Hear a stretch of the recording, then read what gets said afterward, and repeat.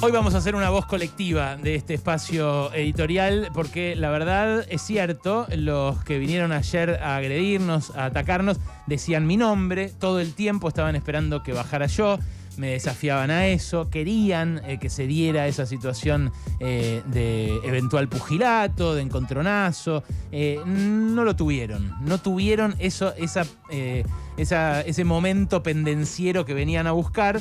Y a mí me parece que estuvimos bien en evitarlo como grupo. Pero como grupo lo vivimos y todos y todas los que hacen y las que hacen pasaron cosas, la pasamos pésimo ayer. Así que esta voz va a ser colectiva y vamos a tratar de contarles cómo se vive un ataque de estos, del fascismo del siglo XXI, en pleno año 2021, en plena explosión de un nuevo tipo de manifestaciones intolerantes, antisemitas, agraviantes, antidemocráticas, que si no caracterizamos bien y si no ponemos bien en relieve, van a seguir pasando. Van a seguir pasando porque tienen mucha conexión con, por ejemplo, la locura que vimos en el Capitolio estadounidense de tipos con cuernos, con disfraces y demás, donde terminó habiendo muertos. Me parece que la frontera ya está transpuesta y ahora, habiéndose traspuesto esa frontera,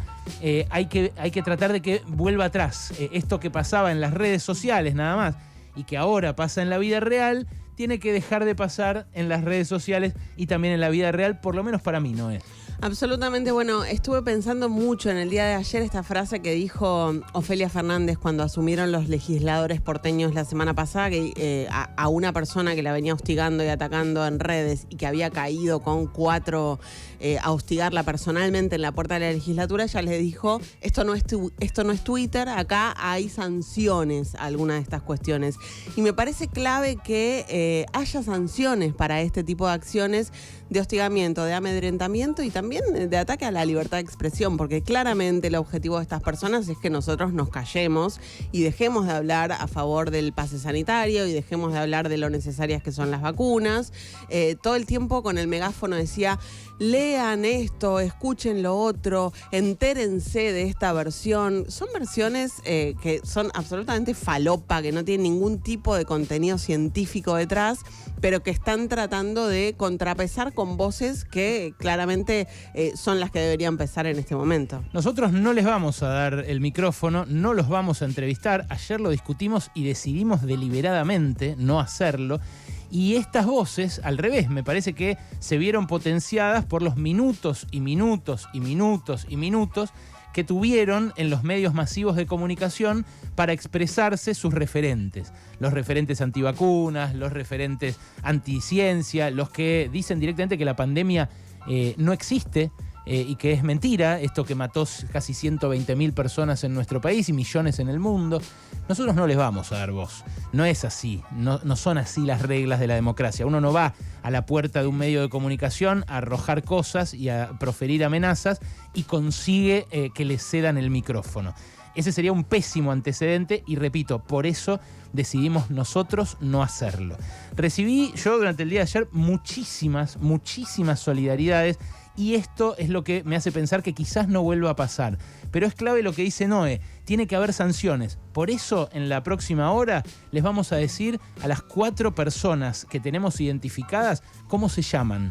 Esas 4 personas que, en el caso de 3, identificó la policía a instancias nuestras, porque al principio no les quería pedir documentos, y que después una más de ellas la conseguimos identificar en base a las imágenes que tenemos. Está todo profusamente filmado, para que de vuelta no vuelva a ocurrir. Porque justamente una de las ventajas con la que cuentan estos grupúsculos es el anonimato, que es también lo contrario a lo que haces vos, Ale, digo porque estaba concentrado con vos en la crítica, pero lo que hacemos todos acá, que es tanto en nuestras redes sociales como acá, utilizamos nuestros nombres, damos la cara y sostenemos lo que decimos con argumentos y con lo que pensamos. Además del anonimato, la otra falacia que proponía este grupo es que ellos no querían conversar, no tenían ningún interés en hablar, ni en convencer, ni en tener ningún tipo de diálogo. Lo que querían era imponer su idea de que el pase sanitario es una medida nazi. Curiosamente ellos son los que utilizaron judío como insulto, los que hacen referencia a tu apellido permanentemente, pero además tampoco era eso. en el tiempo que estuvieron pudieron desplegar todas las versiones conspiranoicas de que las vacunas están hechas con feto, de que no existe el COVID, de que todo es un plan para aniquilar a las personas. Citaron a Chinda Brandolino. Digamos, reiteradamente. Chinda Brandolino, que es una persona abiertamente nazi y abiertamente antivacunas, y en particular, y esto me hago cargo, es una total delirante. Bueno, digo, con esas personas no se dialoga, y mucho menos de ese modo.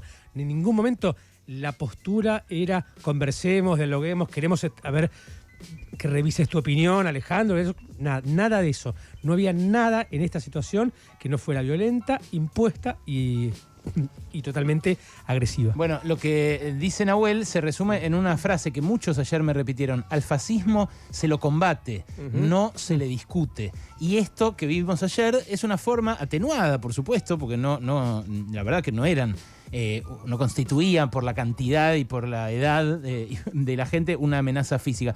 Pero hoy 20, mañana 40, pasado 100. Y además de los 20, tranquilamente puede volar algo no identificado de alguien no identificado. Por eso insistimos tanto para identificar a las personas, porque queremos que tengan consecuencias. Y por eso es que, repito, vamos a decir sus nombres la próxima hora, y por eso también le vamos a exigir a la ciudad y a la justicia que evite que esto vuelva a pasar, porque hay colegas, van a escuchar en un ratito al aire a uno de ellos, que los reconocieron de un acto similar de intento de amedrentamiento que llevaron adelante la semana pasada en las puertas del Canal América.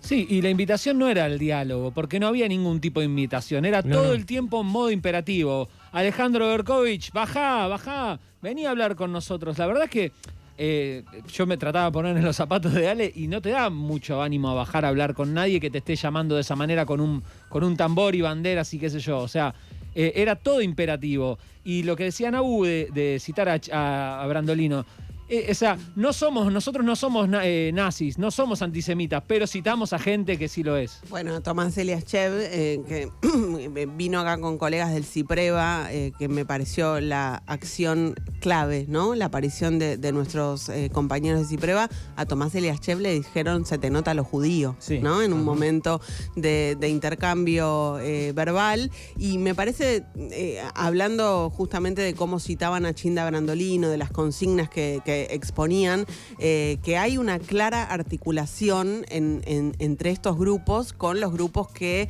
en su momento manifestaron en contra de la legalización del aborto, sí, con los grupos que manifestaron en contra del matrimonio igualitario, de cualquier tipo de ampliación de derechos. Es esa la articulación que en este momento nos vino a atacar a nosotros por el pase sanitario, pero que está desplegando estas redes y que claramente son peligrosos porque, bueno, están buscando justamente coartar nuestras libertades, entre otras la libertad de expresión. Bueno, hablando de expresarse, yo en la próxima hora voy a poner de vuelta al aire el editorial de la semana pasada que los enfureció a estos antivacunas, que es un editorial donde comenté lo que había dicho Martiniano Molina, el exintendente de Quilmes, que, bueno, dijo: no me vacuné porque vengo de familia homeopática, y a propósito de él, en realidad simplemente como disparador, hablé de lo peligrosos que me parecen los antivacunas y lo peligroso que me parece el desafío a esta nueva barrera que podemos tener ahora que hay vacunas,